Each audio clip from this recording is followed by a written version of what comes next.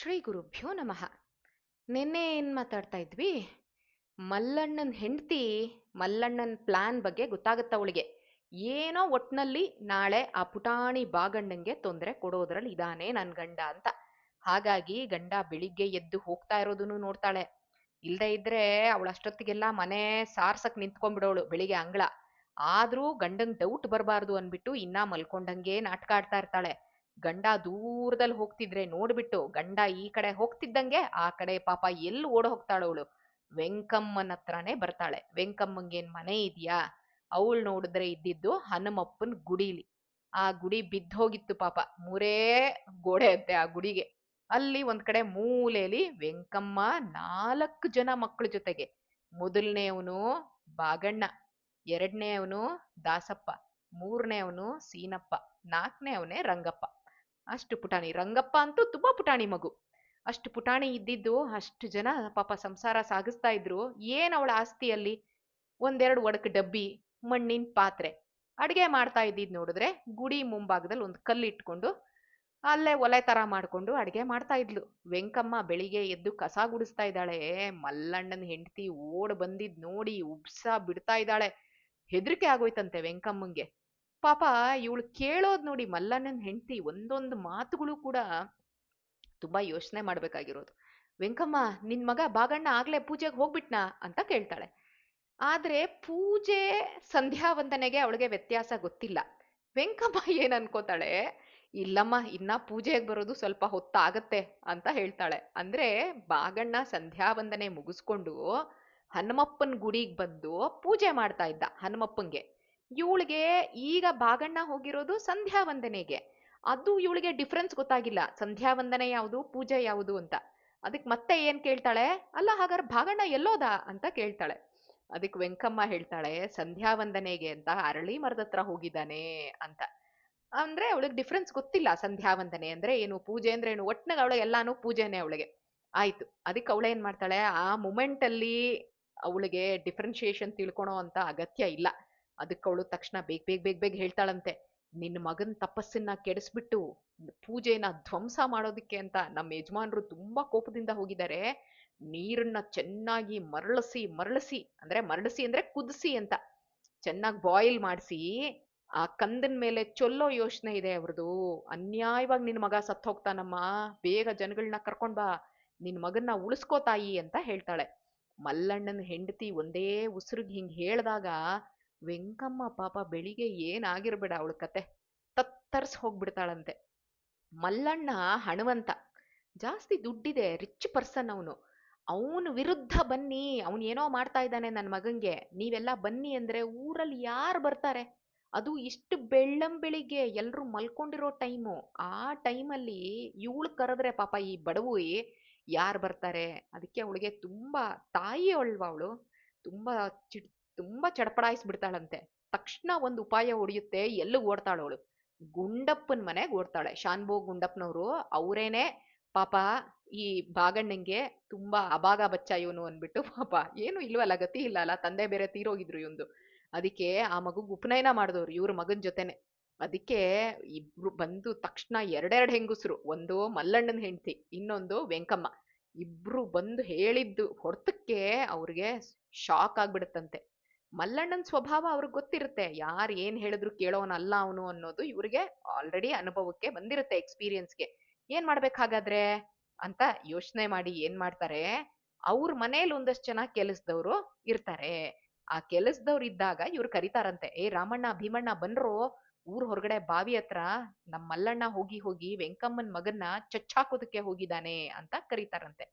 ಆಳು ಕಾಳುಗಳೇನೋ ಬಂದ್ರು, ಆದ್ರೆ ಬೇರೆಯವ್ರು ಬರ್ಬೇಕಲ್ಲ, ಅವ್ರಿಗೇನಾದ್ರೂ ಉಪಾಯ ಮಾಡ್ಬೇಕಲ್ಲ ಅನ್ಬಿಟ್ಟು ಅವ್ರೇನ್ ಮಾಡ್ತಾರೆ, ಒಂದಷ್ಟು ಜನ ಊರವರು ಸಾಕ್ಷಿಗಿದ್ರೆ ಒಳ್ಳೇದಲ್ವಾ ಅಂತ ಕರೆದು ಇವ್ರೊಂದ್ ಐಡಿಯಾ ಮಾಡ್ತಾರಂತೆ. ಆಳು ಕಾಳುಗಳು ಏನ್ ಮಾಡ್ತಾರೆ, ಬರ್ರಪ್ಪ ಬನ್ನಿ ಬನ್ನಿ ಬೇಗ, ಊರ್ ಹೊರಗಡೆ ಬಾವಿ ಹತ್ರ ತಪಸ್ ಮಾಡ್ತಾ ಇರೋ ನಮ್ಮೂರಿನ ಹುಡುಗ ಭಾಗಣ್ಣ ಇದಾನಲ್ಲ, ಅವನನ್ನ ಕೊಂದ್ ಹಾಕೋದಿಕ್ಕೆ ಅಂತ ಬೇರೆ ಯಾರೋ ಊರವ್ರು ಬಂದಿದಾರಂತೆ.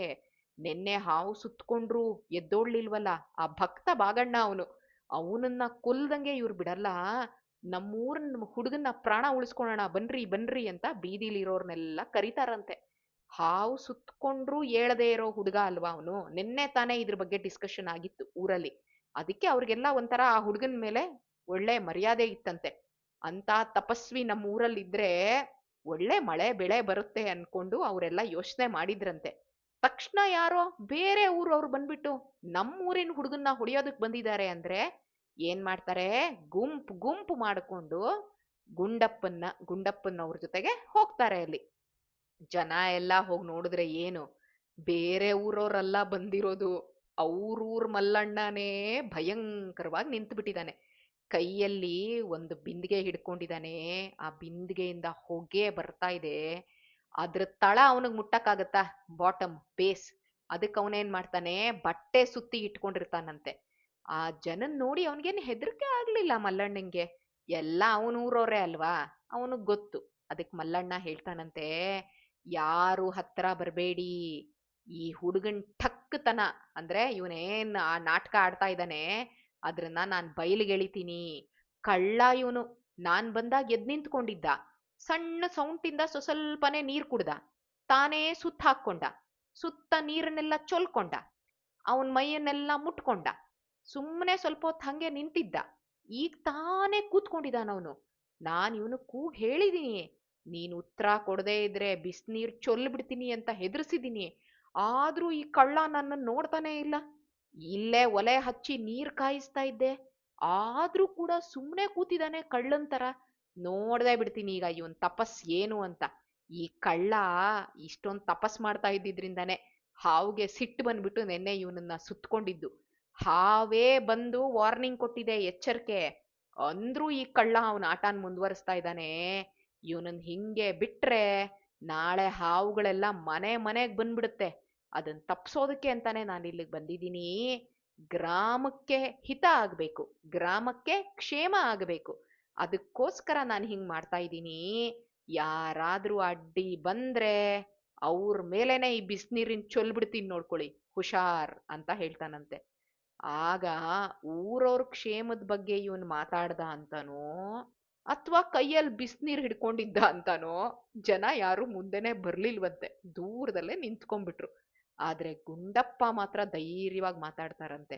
ಅಲ್ಲ ಕಣೋ ಮಲ್ಲಣ್ಣ, ಆ ಹುಡುಗ ಮಾಡಿದ್ ಮೋಸ ಅಲ್ಲಪ್ಪ. ಸ್ವಲ್ಪ ನೀರ್ ಕುಡಿಯೋದು, ಎದ್ದು ನಿಂತ್ಕೊಂಡಿದ್ದು, ಸುತ್ತ ಎಲ್ಲ ನೀರ್ ಚೊಲ್ಕೊಂಡಿದ್ದು, ಇದೆಲ್ಲ ಸಂಧ್ಯಾ ವಂದನೆದು ಬೇರೆ ಬೇರೆ ಉಪಕರ್ಮಗಳು.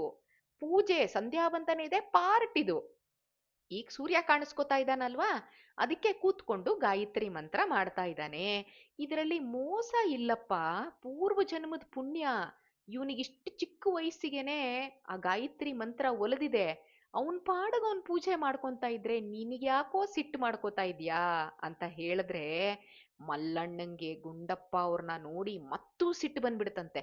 ಓಹೋಹೋಹೋ, ಇದು ಪೂಜೆನಾ? 2 ಹೆಜ್ಜೆ ಮುಂದೆ ಇಡ್ತಾನಂತೆ ಮಲ್ಲಣ್ಣ.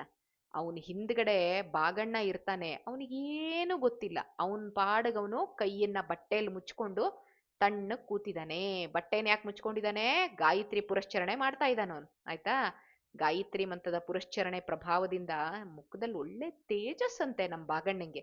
ಮಲ್ಲಣ್ಣ ಏನ್ ಮಾಡ್ತಾನೆ, ಆ ಹುಡುಗನ್ ಮುಖ ನೋಡಿದ್ರಾದ್ರೂ ಅಯ್ಯೋ ಪಾಪ ಅನ್ನಿಸ್ತಿತ್ತೇನೋ. ಆದ್ರೆ ಹುಡುಗನ್ ಮುಖ ನೋಡ್ಲಿಲ್ವಂತೆ. ಮಲ್ಲಣ್ಣಂದ್ ಎನಿಮಿ, ಶತ್ರು, ಆ ಗುಂಡಪ್ಪನವ್ರ ಮುಖನ್ ನೋಡ್ತಾ ಇದ್ದ. ಮಲ್ಲಣ್ಣಂಗೆ ಇನ್ನೂ ಸಿಟ್ಟು ಬರುತ್ತೆ. ಗಟ್ಟಿಯಾಗಿ ಹೇಳ್ತಾನಂತೆ, ಈ ಗುಂಡಪ್ಪ ಹೇಳಿದ ಗಾಯತ್ರಿ ದೇವಿ, ಈ ಹುಡುಗನ್ ತಪಸ್ಸು ಎಲ್ಲ ನೀವೇ ನೋಡಿ. ಹುಡುಗ ಎದ್ದು ಕೂಗ್ತಾ ನನ್ ಕಾಲ್ ಹಿಡ್ಕೋತಾನೀಗ. ಇವನಿಗೆ ನಿಜವಾಗ್ಲೂ ಬುದ್ಧಿ ಬರುತ್ತೆ. ನೆನ್ನೆ ನನ್ನ ಮಾತನ್ನ ಅಲ್ಲ ಅಂದ್ರಿ ಅಲ್ವಾ? ಹುಡುಗ ತಪಸ್ ಮಾಡ್ತಿಲ್ಲ ಅಂದ್ರೆ ನೀವ್ ಯಾರು ನನ್ ಮಾತು ಕೇಳಲಿಲ್ಲ ಅಲ್ಲ? ಈಗ ನೋಡಿ ನಾನು ಏನು ಅಂತ ತೋರಿಸ್ತೀನಿ ಅನ್ಬಿಟ್ಟು ಏನ್ ಮಾಡ್ತಾನೆ, ಆ ಗಡಿಗೆ ನೀರನ್ ತಗೊಂಡು ಸರ್ರ್ ಅಂತ ಹುಡುಗನ್ ಮುಖಕ್ಕೆ ಎರಚ್ ಬಿಡ್ತಾನೆ. ಅಯ್ಯಯ್ಯೋ ಅಯ್ಯಯ್ಯೋ ಅಂತ ಕೂಗು ಕೇಳಿಸುತ್ತಂತೆ. ಆದ್ರೆ ಕೂಗ್ಕೊಂಡಿದ್ದು ಭಾಗಣ್ಣ ಅಲ್ಲ, ಮತ್ವಾ ಅಲ್ಲಿ ಸೇರ್ಕೊಂಡಿದ್ರಲ್ಲ ಜನಗಳು, ಅವರೂ ಅಲ್ಲ. ಯಾರ್ ಬಿಸ್ನೀರ್ ಎರಚಿದ್ನೋ ಮಲ್ಲಣ್ಣನೇ ಆ ರೀತಿ ಕೂಗ್ಕೋತಾನಂತೆ. ಆ ಎರಚಿದ ನೀರು ರಭಸಕ್ ಏನಾಗಿತ್ತು ಅಂದ್ರೆ ಭಾಗಣ್ಣನ್ ಮೈ ಮೇಲ್ ಬೀಳೋದ್ರ ಜೊತೆಗೆ ಭಾಗಣ್ಣ ಅರಳಿ ಮರದ ಕೆಳಗಡೆ ಕೂತಿದ್ನಲ್ಲ, ಆ ಅರಳಿ ಮರದ ತುದಿಗೂ ಕೂಡ ಬಿದ್ದು ಬೌನ್ಸ್ ಆಗಿ, ರೀಬೌನ್ಸ್ ಅಂತ ಹೇಳ್ತಾರಲ್ಲ, ಹಿಂದಕ್ಕೆ ಬಡ್ದು ಆ ಬಾಗಣ್ಣನ ಮುಖದ್ ಬೀಳೋದ್ರ ಜೊತೆಗೆ ಸ್ವಲ್ಪ ನೀರೇನಾಗತ್ತೆ, ಸ್ವಲ್ಪ ಒಂದಷ್ಟು ಡ್ರಾಪ್ಸ್ ಅದು ಮಲ್ಲಣ್ಣನ ಮುಖಕ್ಕೆ ತಗಲ್ತಂತೆ. ಅಷ್ಟಕ್ಕೆ ಅವನು ಕೂಕ್ಕೊಂಡ್ಬಿಟ್ಟಿದ್ದಾನೆ. ಹನಿ, ಸ್ವಲ್ಪ ಡ್ರಾಪ್ ಅಷ್ಟೇನೆ. ಮಲ್ಲಣ್ಣನಿಗೆ ತಗ್ಲಿದ್ದಕ್ಕೆ ಅವನು ಈ ರೀತಿ ಕಿರ್ಚಿದ್ನಲ್ಲ, ಇನ್ ಬಾಗಣ್ಣನ ಮುಖದ ಮೇಲೆ, ಬಾಗಣ್ಣನ ದೇಹದ ಮೇಲೆ ಹೊಗೆ ಏಳ್ತಾ ಇತ್ತಂತೆ. ಆದ್ರೂ ಹುಡುಗ ಸುಮ್ಮನೆ ಕೂತಿದ್ನಂತೆ. ಮಲ್ಲಣ್ಣನ ಮೈಯೆಲ್ಲಾ ಉರಿ, ಕಣ್ಣಗ್ ನೀರ್ ಬಿದ್ದು ತೆಗಿಯಕ್ಕೆ ಆಗ್ತಾ ಇಲ್ವಂತೆ ಅವನಿಗೆ. ಆ ಉರಿಯಿಂದ ಅವನು ಕೂಗ್ತಾನೆ ಇದ್ನಂತೆ. ಅಯ್ಯಯ್ಯೋ ಅಯ್ಯಯ್ಯೋ ಅಂತ ಕಿರ್ಚ್ತಾ ಇದ್ದಾನಂತೆ. ಈಗೆಲ್ಲೋಯ್ತಪ್ಪ ಮಲ್ಲಣ್ಣನ ಆವೇಶ? ಇಷ್ಟೊಂದ್ ಜೋರಾಗಿ ಎಗರ್ಲಾಡ್ತಾ ಇದ್ನಲ್ಲ, ಈಗ ನೋಡಿದ್ರೆ ಆವೇಶ ಹೋಗಿ, ಅಂದ್ರೆ ಸಿಟ್ಟು ಹೋಗಿ ಅಳುವಾಗಿ ಕನ್ವರ್ಟ್ ಆಗ್ಬಿಡ್ತು. ಅವನ್ ಎಷ್ಟು ಒಂದಿಷ್ಟೇ ಇಷ್ಟು ನೀರು, ಒಂದಷ್ಟು ಡ್ರಾಪ್ ಮೈ ಮೇಲೆ ಬಿದ್ದಿದ್ದಕ್ಕೆ ಅವನಿಗೆ ಇಷ್ಟೊಂದು ನೋವಾಗ್ತಿದ್ರೆ, ಬಿಸ್ನೀರ್ನ ಡೈರೆಕ್ಟ್ ಆಗಿ ಬೀಳಿಸ್ಕೊಂಡಲ್ಲ ಬಾಗಣ್ಣ. ಅವನ್ ಯಾಕೆ ಹಾಗಾರ ಅಳ್ಳಾಡ್ದೆ ಕೂತಿದ್ದಾನೆ? ಜನಕ್ಕೆ ಗೊತ್ತಾಗ್ಲಿಲ್ವಂತೆ. ಆಗ ಇವನ್ ನೀರು ಕಣ್ಣಿಗೆ ಬಿದ್ದಿತ್ತಲ್ಲ, ಮೈಯೆಲ್ಲ ಉರಿತಾ ಇದೆ ಅಂತ ಬೊಬ್ಬೆ ಹೊಡೆದು ಹಾಗೆ ಕುಸ್ದು ಬಿದ್ದೋಗ್ತಾನಂತೆ ಮಲ್ಲಣ್ಣ. ಗುಂಪಲ್ಲಿರೋ ಮಲ್ಲಣ್ಣನ ಹೆಂಡತಿ ಬೇರೆ ಅಲ್ಲೇ ಬಂದಿದ್ಲಲ್ಲ ಪಾಪ, ಗಂಡನ್ ಹಿಡ್ಕೊಂತಾಳಂತೆ. ಆಹಾ, ಏನ್ ತಪಸ್ಸಿನ ಪ್ರಭಾವ ಅಂತ ಜನ ಆಶ್ಚರ್ಯ ಪಡ್ತಾ ಮಲ್ಲಣ್ಣನ್ನ ಎತ್ಕೊಂಡು ಹಳ್ಳಿ ಹೊರಗಡೆ ಕರ್ಕೊಂಡು ಹೋಗ್ತಾರೆ. ಬಾಗಣ್ಣಂಗ್ ಅದೇನು ಗೊತ್ತಾಗ್ಲಿಲ್ಲ. ಧಿಯೋ ಯೋನ ಪ್ರಚೋದಯಾತ್. ಅವನು ಜಪ ಮಾಡ್ತಾ ಇರ್ತಾನೆ ಬಾಗಣ್ಣ. ಅದಕ್ಕೆ ಅವನು ಎಲ್ಲೋ ಹೋಗ್ಬಿಟ್ಟಿದ್ದಾನೆ ಟ್ರಾನ್ಸ್ಗೆ ಬಾಗಣ್ಣ, ಗಾಯತ್ರಿನ ಹೇಳ್ಕೊಂಡು.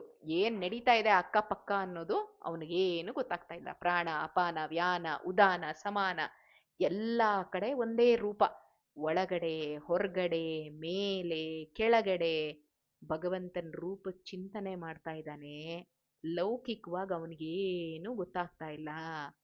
ಜನ ಎಲ್ಲ ಏನ್ ಮಾಡ್ತಾರೆ, ಬಾಗಣ್ಣಂಗೆ ನಮಸ್ಕಾರ ಮಾಡಿ ಮಲ್ಲಣ್ಣನ್ನ ಎತ್ಕೊಂಡು ಹೋಗ್ತಾರಂತೆ. ಅವನಿಗೆ ಪಾಪ ನಡಿಯಕ್ಕೂ ಆಗ್ತಾ ಇಲ್ಲ, ಎತ್ಕೊಂಡು ಕರ್ಕೊಂಡು ಹೋಗ್ತಾರೆ. ಮಲ್ಲಣ್ಣ ಈ ಬಿಸಿನೀರ್ ಚೊಲ್ಲಿದ್ನಲ್ಲ, ಬಾಗಣ್ಣಂಗೆ ಏನು ಹಾನಿ ಆಗ್ಲಿಲ್ಲ. ನೂರಾರು ಜನ ನೋಡಿದಾರೆ ಇದನ್ನ. ಆದ್ರೆ ಬಾಗಣ್ಣಂಗೆ ಏನೋ ಆಗಿರ್ಬೇಕು ಅಂತ ಪಾಪ ಸಂಶಯ ಪಟ್ಟವರಲ್ಲಿ ಒಬ್ಳೇ ಒಬ್ಳು ಅಂದ್ರೆ ತಾಯಿ ವೆಂಕಮ್ಮ ಮಾತ್ರ. ಅಮ್ಮನ ಹೃದಯನೇ ಹಾಗೆ. ಮಗ ಎಷ್ಟೇ ದೊಡ್ಡವನಾದ್ರೂ ಕೂಡ ಅವನಿನ್ನೂ ಪುಟಾಣಿ ಪಾಪುನೆ ಅಮ್ಮನ್ಗೆ. ಅದಕ್ಕೆ ಪಾಪ ಆ ಮಗುಗೇನೋ ಆಗ್ಬಿಟ್ಟಿದೆ ಅನ್ಕೊಂಡು ಅಮ್ಮ ಯೋಚನೆ ಮಾಡ್ತಾ ಇರ್ತಾಳಂತೆ. ಆದ್ರೆ ನೋಡಿ, ಅದಕ್ಕೆ ಉದಾಹರಣೆ ಕೂಡ ಕೊಡ್ತಾರೆ. ಪುಟ್ಟು ಮಗು ಇರ್ಬೇಕಾದ್ರೆ, 3 ತಿಂಗಳು ಮಗು ಇರ್ಬೇಕಾದ್ರೆ ಪೂತನಿ ಅಂತ ರಾಕ್ಷಸಿನ ಸಾಯಿಸಿದ್ದಾರೆ. ಶಕಟಾಸುರನ ಸಾಯಿಸಿದ ಕೃಷ್ಣ. ಅಷ್ಟು ಮಾಡೂನು ಕೂಡ, ಅದನ್ನ ನೋಡಿದ್ರೂ ಕೂಡ ಕಣ್ಣಾರೆ ಕೃಷ್ಣನ್ ಬಗ್ಗೆ ಅವ್ರ ಅಮ್ಮಂಗ್ ನಂಬಿಕೆ ಬರ್ಲಿಲ್ಲ ಯಶೋದೆಗೆ. ಮಣ್ಣು ತಿಂದು ಹೊಟ್ಟೆ ನೋವು ಮಾಡ್ಕೊಂಡ್ಬಿಡ್ತಾನೇನೋ ಅಂತ ಬಾಯಿ ತೆಗಿತಾಳೆ. ಅದ್ರಲ್ಲಿ ಲೋಕನೆಲ್ಲ ನೋಡಿದ್ರು ಕೂಡ ಅಯ್ಯೋ ನನ್ ಮಗುಗೇನು ಆಗದೆ ಇರ್ಲಪ್ಪ ಅಂತಾಳೆ ಹೊರತು, ನನ್ನ ಮಗ ಯಾರೋ ಅಸಾಧಾರಣವಾಗಿದ್ದಾನೆ, ಮನುಷ್ಯ ಅಲ್ಲ ಇವನು ಅನ್ನೋದು ಅಮ್ಮಂಗ್ ಡೌಟೇ ಬರ್ಲಿಲ್ಲ. ಅದೇ ರೀತಿ ವೆಂಕಮ್ಮ ಗಾಯತ್ರಿ ಮಂತ್ರದ ಮಹಿಮೆ ಕೇಳಿರ್ತಾಳೆ. ಮಗ ಅದನ್ನ ಚೆನ್ನಾಗಿ ಮಾಡ್ತಿದ್ದಾನೆ ಅನ್ನೋದು ಗೊತ್ತಿರುತ್ತೆ. ಆಮೇಲೆ ಹಿಂದಿನ ದಿನ ಅಷ್ಟೇ ಹೊಟ್ಟೆಗೆ ಹಾವು ಸುತ್ಕೊಂಡಿರೋದು, ಹಾವು ಏನೂ ಮಾಡದೇ ಇರೋದು ಎಲ್ಲ ಕೇಳಿರ್ತಾಳೆ. ಆದ್ರೂ ಕೂಡ ಮಲ್ಲಣ್ಣ ಬಿಸ್ನೀರ್ ಹಾಕಿರೋದು ಮಗನ್ಗೆ ಏನೂ ಆಗಲ್ಲ ಅನ್ನೋದು ಮಾತ್ರ ಅವಳಿಗೆ ನಂಬಿಕೆ ಬರ್ತಿಲ್ಲ. ವೆಂಕಮ್ಮ ಪಾಪ ಬಾಗಣ್ಣನ ಹತ್ರ ಬರ್ತಾಳಂತೆ. ಅವನ್ ಬರೋ ಅಷ್ಟ್ರಲ್ಲಿ ಮಗ ಎದ್ ನಿಂತ್ಕೊಂಡಿದ್ದ. ಕೈಗಳನ್ನ ಮೇಲಕ್ಕೆ ಚಾಚ್ಕೊಂಡು ಸುತ್ತ ಪ್ರದಕ್ಷಿಣೆ ಮಾಡ್ತಾ ಇದ್ದ. ಇದು ಕೂಡ ಸಂಧ್ಯಾ ವಂದನೆ ಒಂದು ಅಂಗ. ದಿಗ್ದೇವತೆಗಳಿಗೆ, ದಿಕ್ಕಿನ ದೇವತೆಗಳಿಗೆ, ಆಯಾ ದಿಕ್ಕಿನ ದೇವತೆಗಳಿಗೆ ನಮಸ್ಕಾರ ಮಾಡ್ತಾ ಇದ್ದಾನೆ. ಅದೂ ಕೂಡ ವೆಂಕಮ್ಮಂಗ್ ಗೊತ್ತಾಗ್ಲಿಲ್ಲ. ಪೂರ್ವ ದಿಕ್ಕಿನಲ್ಲಿ ಯಾರಿದ್ದಾರೆ? ಇಂದ್ರ ಮತ್ತೆ ಶಚಿ, ಇಂದ್ರನ ಪತ್ನಿ ಶಚಿ. ಅವರು ಯಾರನ್ನ ಪೂಜೆ ಮಾಡ್ತಿದ್ದಾರೆ ಪೂರ್ವ ದಿಕ್ಕಿನಲ್ಲಿ? ಸರ್ವೋತ್ತಮ ಆಗಿರುವಂತ ಶ್ರೀ ವಾಮನಮೂರ್ತಿ. ದಕ್ಷಿಣ ದಿಕ್ಕಿನಲ್ಲಿ ಯಾರಿದ್ದಾರೆ? ಯಮ ಮತ್ತೆ ಅವನ ಪತ್ನಿ ಶ್ಯಾಮಲೆ ಇದ್ರೆ, ಅವರಿಬ್ರು ಯಾರನ್ನ ಪೂಜೆ ಮಾಡ್ತಿದ್ದಾರೆ ಅಂದ್ರೆ ಶ್ರೀರಾಮಚಂದ್ರನ. ಪಶ್ಚಿಮ ದಿಕ್ಕಿನಲ್ಲಿ ಯಾರಿದ್ದಾರೆ? ವರುಣ ಮತ್ತೆ ಭಾಗೀರಥಿ. ಅವರು ನಾರಾಯಣನನ್ನ ಆರಾಧನೆ ಮಾಡ್ತಿರ್ತಾರೆ. ಉತ್ತರ ದಿಕ್ಕಿಗೆ ಚಂದ್ರ, ರೋಹಿಣಿ, ಕುಬೇರ, ಭದ್ರೆ ಇದ್ದಾರೆ. ಪರಮಾತ್ಮನ ರೂಪ ಯಾವುದು? ಕಲ್ಕಿ ರೂಪ. ಹೀಗೆ ಆಯಾ ದಿಕ್ಕಲ್ಲಿರೋ ಅಭಿಮಾನಿ ದೇವತೆಗಳು ಮತ್ತೆ ಆ ಅಭಿಮಾನಿ ದೇವತೆಗಳಿಗೆ ಅಂತರ್ಯಾಮಿ ಆಗಿರುವಂತಹ ಭಗವಂತನ ಬೇರೆ ಬೇರೆ ರೂಪಗಳಿಗೆ ನಮಸ್ಕಾರ ಮಾಡ್ತಾ ಇವನ್ ಪ್ರದಕ್ಷಿಣೆ ಹಾಕ್ತಾ ಇದ್ದಾನೆ. ಇದು ವೆಂಕಮ್ಮಂಗ್ ಪಾಪ ಗೊತ್ತಾಗ್ಲಿಲ್ಲ. ಏನಕ್ಕೆ ಗೊತ್ತಾಗ್ಬೇಕು ಪಾಪ ಅವಳಿಗೆ? ಮಗ ಕೈ ಎತ್ತಿ ನಿಧಾನಕ್ಕೆ ಸುತ್ತಾ ಇದ್ರೆ ಅಮ್ಮ ಏನ್ ಅನ್ಕೊಂಡ್ಲಂತೆ ಗೊತ್ತಾ? ಪಾಪ ಕಾಲ್ಗೇನೋ ಬಿಸ್ನೀರ್ ಬಿದ್ದು ಮಗಂಗ್ ಸರಿಯಾಗಿ ಪ್ರದಕ್ಷಿಣೆ ಹಾಕಕ್ಕೂ ಬರ್ತಾ ಇಲ್ಲ ಅಂತ ಅವಳು ಅನ್ಕೋತಾಳಂತೆ. ಆದ್ರೆ ಏನ್ ಮಾಡೋದು? ಮಗನ್ ಮಾತಾಡ್ಸಕ್ಕಾಗಲ್ಲ. ಮಗ ಪೂಜೆ ಮಾಡ್ತಾ ಇದ್ದಾನೆ ಅಂತ ಅವಳಿಗೆ ಹೆದರಿಕೆ. 100 ಜನ ಬಂದ್ರು, ಬೇಕಾದಷ್ಟು ಗದ್ಲ ಆಯ್ತು, ಮೈ ಮೇಲ್ ಬಿಸ್ನೀರ್ ಬಿತ್ತು. ಆಗ್ಲೇ ಬಾಗಣ್ಣಂಗೆ ಎಚ್ಚರ ಆಗ್ಲಿಲ್ಲ. ನಾನ್ ಕೂದ್ರೆ ಅವನು ಎದೊಳ್ತಾನ ಅಂತ ಅವಳು ಸುಮ್ಮನೆ ನಿಂತ್ಕೋತಾಳಂತೆ. ತುಂಬಾ ಹೊತ್ತಾದ್ಮೇಲೆ 3 ಸರಿ ಆಪೋಷಣ ತಗೊಂಡು ಕೈ ಮುಗಿತಾ ಕಣ್ ತೆಗಿತಾನಂತೆ ಬಾಗಣ್ಣ. ಆಗ ಅವಳಿಗೆ ಸ್ವಲ್ಪ ಸಮಾಧಾನ ಆಗುತ್ತೆ. ಏನಮ್ಮ, ಯಾಕೆ ಬಂದೆ ಅಂತ ಬಾಗಣ್ಣ ಪ್ರಶ್ನೆ ಮಾಡಿದ್ರೆ ಆಗ ಅವಳು ಉಸಿರು ಬಿಡ್ತಾಳಂತೆ. ಏನಿಲ್ಲಪ್ಪ, ನಿನ್ನ ನೋಡ್ಕೊಂಡು ಹೋಗೋಣ ಅಂತ ಬಂದೆ. ನಿನ್ಗೇನು ಆಗಿಲ್ಲ ಅಲ್ಲ ಅಂತ ಮಗನ್ ತಲೆನ ನೇವರಿಸ್ತಾ ಕೇಳ್ತಾಳಂತೆ ವೆಂಕಮ್ಮ. ನನಗೇನಮ್ಮ ಆಗತ್ತೆ? ನಾಭಿ ಅಂದ್ರೆ ನಮ್ಮ ಹೊಕ್ಕಳೇನಿರುತ್ತೆ, ನಮ್ಮ ಉದರ ಹೊಟ್ಟೆ, ಅದ್ರ ಎಡಭಾಗದಲ್ಲಿ ಪಾಪ ಪುರುಷರು ಕೂತಿರ್ತಾರ ಆಯ್ತಾ. ಪಾಪ ಕೆಲಸ ಮಾಡೋದಕ್ಕೇನೆ ಅವ್ರು ಇರೋದು ಅಲ್ಲಿ. ಆ ಭೂತಗಳು ಅವ್ರನ್ನ ಉಚ್ಚಾಟನೆ ಮಾಡ್ತಾರೆ ಸಂಧ್ಯಾವಂದನೆ ಟೈಮಲ್ಲಿ. ಆ ಭೂತನ ಉಚ್ಚಾಟನೆ ಮಾಡಿ ಸುತ್ತ ಎಲ್ಲ ಮಂತ್ರ ಜಲನ ಎಲ್ಲ ಪ್ರೋಕ್ಷಣೆ ಮಾಡಿ, ಆ ಮಂತ್ರ ಜಲ ಪ್ರೋಕ್ಷಣೆ ಮಾಡೋದ್ರಿಂದ ಏನಾಗುತ್ತೆ ಗೊತ್ತಾ? ಒಳ್ಳೆ ಭದ್ರ ಕೋಟೆ ಕಟ್ಟದಂಗಾಗತ್ತೆ. ನೀರಿಂದನೇ ಕೋಟೆ ಕಟ್ಬಿಡ್ತಾರ ಅವ್ರು. ಹಾಗೆ ಮಂತ್ರಕ್ಕಷ್ಟು ಪವರ್. ಗಾಯತ್ರಿ ನಾಮದಲ್ಲಿ ಪರಮಾತ್ಮನ್ ಚಿಂತನೆ ನಡೆಸ್ತಾ ಇದ್ದೀನಿ, ನನಗೆಲ್ಲಾದ್ರೂ ಏನಾದ್ರೂ ತೊಂದರೆ ಆಗತ್ತೇನಮ್ಮ? ಅದು ಏನು? ಹನುಮಂತನ ಅಂತರ್ಗತ ಆಗಿರುವಂತಹ ಪರಮಾತ್ಮನಿಗೆ ನಾನು ಸೇವೆ ಮಾಡ್ತಾ ಇರೋದು. ಯಾವ ದೈತ್ಯರು ನನಗೆ ಬಂದು ಏನ್ ತೊಂದರೆ ಕೊಡ್ತಾರೆ? ಏನೂ ಆಗಿಲ್ಲಲ್ಲಮ್ಮ ಅಂತ ಹೇಳ್ತಾನೆ. ವೆಂಕಮ್ಮಂಗಿದೆಲ್ಲ ಏನ್ ಗೊತ್ತಾಗ್ಬೇಕು? ಏನು ಗೊತ್ತಾಗಲ್ಲ. ಅದಕ್ಕೆ ಇಲ್ಲಿ ಇನ್ನೊಂದು ವಿಚಾರ ಏನ್ ಹೇಳ್ತಿದ್ದಾರೆ ಅಂದ್ರೆ, ಬರೀ ಮಂತ್ರ ಹೇಳಿದ್ರೆ ಸಾಕಾಗಲ್ಲ, ಮಂತ್ರದ ಅರ್ಥ ಗೊತ್ತಾಗಬೇಕು. ಹೋಗ್ಲಿ, ಅರ್ಥ ಗೊತ್ತಾದ ತಕ್ಷಣ ಅಷ್ಟೇ ಸಾಕಾ? ನೋ, ಅನುಸಂಧಾನ ಪೂರ್ವಕವಾಗಿ ಅದನ್ನ ಆಚರಣೆ ಮಾಡಬೇಕು. ಅಂದ್ರೆ ಪ್ರಾಕ್ಟಿಕಲಿ ನಾವು ನಂಬಿಕೊಂಡು ಅದ್ರ ಮೇಲೆ ವಿಶ್ವಾಸ ಇಟ್ಟುಕೊಂಡು ಆಚರಣೆ ಮಾಡಬೇಕು. ಅವ್ರವ್ರ ಸಾಧನೆ ಮತ್ತೆ ನಮ್ಮ ಯೋಗ್ಯತೆಗೆ ತಕ್ಕನಂಗೆ ಅದು ಫಲ ಕೊಟ್ಟೆ ಕೊಡುತ್ತೆ. ಹೇಗೆ ಅಂದ್ರೆ, ಒಂದ್ ನದಿಗೆ ಹೋಗ್ತೀವಿ, ನೀರ್ ತಗೊಬರ್ಬೇಕು ಅಂತ ಹೋಗ್ತೀವಿ, ಕುಡಿಬೇಕು. ನನ್ಗೆ ಯಾಕೋ ಕುಡಿಬೇಕು ಅಂತ ಅನ್ನಿಸ್ತಿದೆ, ತುಂಬಾ ದಾಹ ಆಗ್ತಾ ಇದೆ. ಹಾಗಂತ ನಾನ್ ನದಿಲಿರೋ ನೀರೆಲ್ಲ ಕುಡಿದ್ಬಿಡ್ತೀನಾ? ಕುಡಿಯಲ್ಲ. ಅಥವಾ ನಾನು ಹೋಗ್ತೀನಿ, ನನ್ ಜೊತೆ ಇನ್ನೊಬ್ರು ಬರ್ತಾರಪ್ಪ, ನಾನ್ ಕುಡ್ದಷ್ಟೇ ನೀರನ್ನ ಅವ್ರು ಕುಡಿತಾರ? ಅಥವಾ ಅವ್ರು ಕುಡ್ದಷ್ಟೇ ನೀರನ್ನ ನಾನ್ ಕುಡಿತೀನಾ? ಅವ್ರಿಗೆ ಎಷ್ಟು ಬೇಕೋ ಅಷ್ಟನ್ನ ಅವ್ರು ಕುಡಿತಾರೆ, ನನಗೆ ಎಷ್ಟು ಬೇಕೋ ಅಷ್ಟನ್ನ ನಾನು ಕುಡಿತೀನಿ. ಅದೇ ರೀತಿ ಅವ್ರವ್ರ ಯೋಗ್ಯತೆಗೆ ತಕ್ಕನ ಹಾಗೆ ಸಂಧ್ಯಾವಂದನೆ ಆಗಿರ್ಬೋದು, ಅಥವಾ ನಾವು ಮಾಡುವಂತ ಯಾವುದೇ ಇದಿರ್ಲಿ, ನಾಮಜಪ ಇರ್ಬೋದು, ಏನಾದ್ರೂ ಆಗಿರ್ಲಿ, ಅದು ಫಲ ಕೊಡುತ್ತೆ. ಸಾಧನೆ ಮಾರ್ಗನ ಮಾತ್ರ ಸಂಧ್ಯಾವಂದನೆ ಹೇಳುತ್ತೆ. ಕ್ರಮ ಅಂದ್ರೆ, ಈಗ ನನಗೆ ದಾಹ ಆಗ್ತಿದೆ ಅಂದ್ರೆ ನದಿ ಮಾರ್ಗನ ತೋರಿಸುತ್ತೆ. ಆ ರೀತಿ ಸಂಧ್ಯಾವಂದನೆ ಅಂತಂದ್ರೆ ಬೇರೆ ಬೇರೆ ಬೇರೆ ಬೇರೆ ಸಾಧಕರಿಗೆ it is like guiding light ತರ. ಇವಾಗ ಹಂಪ್ ಇದೆ ಅಂತ ಬೋರ್ಡ್ ಹಾಕಿದ್ರೆ ಮುಂದೆ ಹಂಪ್ ಇದೆ ಅಂತ ಹೇಳ್ತಾರಲ್ಲ, ಆ ರೀತಿ ಸಿಗ್ನಲ್ ಲೈಟ್ ಇದೆ. ರೆಡ್ ಇದೆ, ಗ್ರೀನ್ ಇದೆ, ಯೆಲ್ಲೋ ಇದೆ. ರೆಡ್ ಏನ್ ಹೇಳುತ್ತೆ? ನಮ್ಮನ್ ನಿಂತ್ಕೋ ಅಂತ ಹೇಳತ್ತಷ್ಟೇ. ಆದ್ರೆ ನಿಲ್ಸುತ್ತಾ ಅದ್ ನಮ್ಮನ್ನ? ಅದು ನಮ್ಮನ್ನ ನಿಲ್ಸಕ್ಕಾಗಲ್ಲ. ಅದಕ್ಕೆ ಅದು ನಮ್ಗೆ ಹೇಳುತ್ತೆ, ಗೈಡ್ ಲೈನ್ ಕೊಡತ್ತಷ್ಟೇ. ಗ್ರೀನ್ ಏನ್ ಹೇಳುತ್ತೆ? ಹೋಗಿ ಅನ್ನತ್ತೆ. ಆದ್ರೆ ನಾನು ಹೋಗದೆ ನಿಲ್ಲಿಸ್ಕೊಂಡಿದ್ರೆ ನನ್ನನ್ನು ತಳ್ಳುತ್ತಾ ಅದು? ಆಗಲ್ಲ ಅದಕ್ಕೆ, ಅಲ್ವಾ? ಹಾಗೆ ನನಗೆ ಬಾಯಾರಿಕೆ ಆಗ್ತಿದೆ ಅಂದ್ರೆ ನದಿ ನೀರಿಂದು ಮ್ಯಾಪ್ ತೋರಿಸುತ್ತೆ. ನೀನ್ ಅಲ್ಲಿ ಹೋಗು, ಸ್ವಲ್ಪ ಮುಂದೆ ಹೋದ್ರೆ ನೀನು ಲೆಫ್ಟ್ ಹೋಗಿ ರೈಟ್ ತಿರುಗಿದ್ರೆ ನಿನ್ಗೊಂದ್ ನದಿ ಕಾಣುತ್ತೆ ಅಂತ ದಾರಿ ಹೇಳುತ್ತೆ. ಅಂದ್ ಮಾತ್ರಕ್ಕೆ ನನ್ ದಾಹ ಹೋಗ್ಸಲ್ಲ. ನಮ್ ಯೋಗ್ಯತೆ ಪ್ರಕಾರ ನಾವ್ ಆಚರಣೆ ಮಾಡಿದಾಗ ಅಷ್ಟಷ್ಟು ಫಲವನ್ನ ಭಗವಂತ ಕೊಡ್ತಾ ಹೋಗ್ತಾನೆ.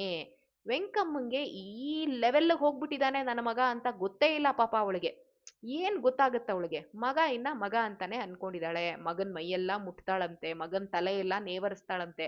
ಒಳ್ಳೆ ಕಲ್ಗುಂಡಂಗ್ ಗಟ್ಟಿಯಾಗಿದ್ನಂತೆ ಅವನು. ಏನೂ ಆಗಿಲ್ಲ. ಅಲ್ಲ, ಸುಮ್ನೆ ನೀರು ಒಂದಷ್ಟು ಡ್ರಾಪ್ಸ್ ಬಿದ್ದಿರೋದಿಕ್ಕೇನೆ ಮಲ್ಲಣ್ಣ ಬೊಬ್ಬೆ ಎದ್ಕೊಂಡು ಆ ತರ ಬಾಯಿ ಬಡ್ಕೋತಾ ಇದ್ದಾನೆ. ನನ್ ಮಗನ್ಗೆ ಇಷ್ಟೆಲ್ಲ ಆದ್ರೂ ಕೂಡ ಏನೂ ಆಗಿಲ್ವಲ್ಲ ಅನ್ಬಿಟ್ಟು ಭಗವಂತನಿಗೆ ನಮಸ್ಕಾರ ಮಾಡ್ತಾಳಂತೆ. ಆಯ್ತು, ಮಗನ್ ಕರ್ಕೊಂಡು ಇನ್ನೊಂದ್ ಕಡೆ ಹೋಗ್ಬೇಕಲ್ಲ ಅವಳು. ಊರೊಳಗಡೆ ಇದೆಯಲ್ಲ ಅವ್ರದ್ದು ಜಾಗ, ಅದೇ ಅವ್ರದ್ದು ಹನುಮಪ್ಪನ ಗುಡಿಲ್ ತಾನೆ ಅವ್ರು ಇದ್ದಿದ್ದು. ಅಲ್ಲಿ ಹೋಗ್ಬೇಕಾದ್ರೆ ಊರಿನ ಜನ ಎಲ್ಲ ಮನೆ ಒಳಗಡೆಯಿಂದ ಬಂದು ತಾಯಿ ಮಕ್ಕಳಿಗೆ ನಮಸ್ಕಾರ ಮಾಡ್ತಾ ಇರ್ತಾರಂತೆ. ಆಯ್ತಾ? ಇಷ್ಟಾದಾಗ ಅಷ್ಟೊತ್ತಿಗಾಗ್ಲೇ ತಮ್ಮಂದ್ರು ಎದ್ದು ಬಿಟ್ಟಿದ್ರು. ತಾಯಿನ ನೋಡಿದ ತಕ್ಷಣ ಕೊನೇ ಮಗ ಆ ರಂಗ ಅವನು ಅಳಕ್ ಶುರು ಮಾಡ್ತಾನಂತೆ. ತಾಯಿ ಮಕ್ಕಳಿಗೆ ಗಂಜಿ ಕಾಸೋದಕ್ಕೆ ಅಂತ ಮೂಲೆಯಲ್ಲಿಟ್ಟಿರೋ ಸಣ್ಣ ಪುಟ್ಟು ಗಡಿಗೆ ಅದನ್ನ ತೆಗೆದು ನೋಡ್ತಾಳಂತೆ. ಖಾಲಿ. ಅವಳಿಗೆ ಏನ್ ಮಾಡ್ಬೇಕು ಅಂತಾನೆ ಗೊತ್ತಾಗಲ್ವಂತೆ. ರಂಗ ಅಳೋದ್ ಇನ್ನೂ ಜಾಸ್ತಿ ಮಾಡ್ತಾನಂತೆ. ಬೇರೆ ಎರಡು ಮಕ್ಕಳಿದ್ರಲ್ಲ, ದಾಸಪ್ಪ ಮತ್ತೆ ಸೀನಪ್ಪ, ಅವರು ಅಲ್ಲೇ ಹತ್ರದಲ್ಲಿ ಹುಣಸೆ ಮರ ಹತ್ಬಿಟ್ಟು ಅದ್ರದ್ದು ಎಳೇ ಎಲೆಗಳಿರುತ್ತಲ್ಲ, ವೆರಿ ಟೆಂಡರ್ ಲೀವ್ಸ್, ಆ ಎಳೆ ಎಲೆಗಳನ್ನ ತಗೊಂಡು ಕಿತ್ಕೊಂಡು ತಿಂತಾ ಇರ್ತಾರಂತೆ ಹಸಿ ಹಸಿ ಹಂಗೇನೆ. ಅಮ್ಮನ್ಗೆ ಚುರುಕ್ ಅನ್ನತ್ತಂತೆ. ಹಾಗೆ ತಿನ್ಬೇಡ್ರೋ ಮಕ್ಕಳ, ಉಪ್ಪಾಕ್ ಬೇಯಿಸ್ಕೊಡ್ತೀನಿ ಅಂತ ಹೇಳಿ ಅಮ್ಮ ಏನ್ ಮಾಡ್ತಾಳೆ, ಹೊರಗಡೆ ಕಲ್ಲು ಒಲೆಗೆ ಬೆಂಕಿ ಹಚ್ತಾಳೆ. ಆ ಇರೋ ಸ್ಥಿತಿ ನೋಡಿ ಬಾಗಣ್ಣನ್ ತುಂಬಾ ಬೇಜಾರಾಗೋಗುತ್ತಂತೆ. ಅಲ್ಲ, ಅಷ್ಟು ಪುಟ್ಟು ಮಕ್ಕಳು, ಏನು ಗತಿನೇ ಇಲ್ಲ, ಗಂಜಿ ಕೂಡ ಇಲ್ಲ, ಫರ್ಗೆಟ್ ಅಬೌಟ್ ಅನ್ನ ತಿನ್ನುವಂಥದ್ದು, ಗಂಜಿನೂ ಇಲ್ದಂಗೆ ಸಾಯ್ತಾ ಇದ್ದಾರೆ. ಅದ್ರಲ್ಲಿ ಬೇರೆ ಆ ಎಲೆನೇ ತಿಂತಾ ಇದ್ದಾರೆ ಮಕ್ಕಳು ಹೊಟ್ಟೆ ಹಸ್ಕೊಂಡು. ಆ ತರ ಇದ್ದಾಗ ಬಾಗಣ್ಣ ದೊಡ್ಡೋನು, ಭಾರಿ ದೊಡ್ಡೋನಲ್ಲ, 12 year old ಬಾಯ್ ಅಷ್ಟೇ ಅವನು. ಆದ್ರೂ ಕೂಡ ಎಷ್ಟು ಸಂಸಾರದ ಜವಾಬ್ದಾರಿ. ಅವನೇ ದೊಡ್ಡ ಮಗ ಆಗಿದ್ರಿಂದ ಆ ತಮ್ಮಂದ್ರು ಆ ತರ ಒದ್ದಾಡ್ತಾ ಇರೋದ್ ನೋಡಿ ಇವನಿಗೆ ತುಂಬಾ ಇದಾಗ್ಬಿಡ್ತಂತೆ. ಕೊನೇ ತಮ್ಮ ಇದ್ನಲ್ಲ ರಂಗ, ಅವನ್ ಸಮಾಧಾನ ಮಾಡೋದಿಕ್ಕೆ ತುಂಬಾ ಪ್ರಯತ್ನ ಮಾಡ್ತಾನೆ. ಅವನ್ ನೋಡಿದ್ರೆ ಅಳ್ತಾನೇ ಇರ್ತಾನೆ. ಇವನ್ಗ ಅನ್ಸುತ್ತಂತೆ, ಇಲ್ಲಪ್ಪ ಹುಣಸೆ ಚಿಗ್ರನ್ನ ಅಮ್ಮ ಬೇಯಿಸ್ತಾ ಇದ್ದಾಳಂತೆ, ಅದನ್ನ ಮಕ್ಳಿಗೆ ಉಪ್ಪು ಹಾಕಿ ಕೊಡೋಣ ಕುಡೀಲಿ ಅಂತ. ಅಲ್ಲಿ ತನಕ ಅವನ್ ಯಾಕೋ ಅಳೋದು ನಿಲ್ಸೋದ್ರ ತರ ಕಾಣ್ಲಿಲ್ವಂತೆ. ಹೋಗ್ಲಿ, ಇವನ್ ಸಂಧ್ಯಾ ವಂದನೆಗೆ ಹೋದಾಗ ಸ್ವಲ್ಪ ತುಳಸಿ ತಗೊಂಡ್ ಹೋಗಿದ್ದ. ಒಂದ್ ಸಣ್ಣ ತುಳಸಿ ದರನ ಅವನ್ ಬಾಯಲ್ಲಿ ಇಟ್ಕೊಳ್ಳಿ ಅಂತ ರಂಗಂಗೆ ಕೊಡ್ತಾನಂತೆ. ರಂಗ ಅದನ್ನ ಬೀಸಿ ಒಗದು ಬಿಡ್ತಾನಂತೆ. ಪಾಪ ತುಳಸಿ ಎಲೆ ಬೇಡ ಅಂತ. ಅದು ಹೋಗಿ ಹನುಮಪ್ಪನ್ ತಲೆ ಮೇಲೆ ಬೀಳ್ಬೇಕಾ? ಏನಾಯ್ತು ಹನುಮಪ್ಪನ್ ತಲೆ ಮೇಲೆ ಬಿದ್ದಿದ್ದಕ್ಕೆ ಅಂತ ನಾಳಿನ ಸಂಚಿಕೆಯಲ್ಲಿ ತಿಳ್ಕೊಳ್ಳೋಣ. ಮಧ್ವಾಂತರ್ಗತ. ಶ್ರೀಕೃಷ್ಣಾರ್ಪಣಮಸ್ತು.